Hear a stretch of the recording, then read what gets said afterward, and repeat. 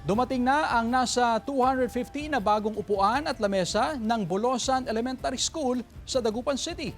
Silipin sa report ni Sandy Salvacio. Dumating na sa Bolosan Elementary School ang nasa 250 na bagong upuan at mesa na galing sa DepEd Central Office.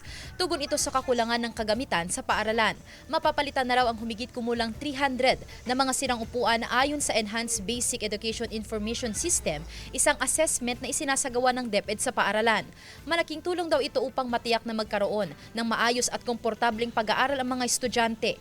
Hindi kagaya nung mga ginagamit namin mga luma na talagang uuga-uga na, tapos yung mga wood naman na wooden armchairs talagang pinapa-repair po namin sa mga parents namin, lalo na kapag brigada.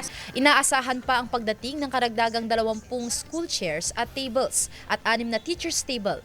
We see to it po na yung mga teachers, kami po mga teachers, regular monitoring po, pagsasabihan yung mga bata na aayusin, they will take care of this po.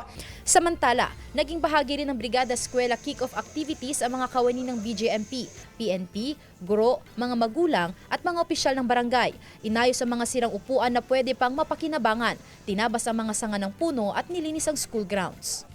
Volunteer para at least maipakita naman natin sa alma mater ng school ng Bulusan Elementary School na palagi po tayong nandito para tumulong.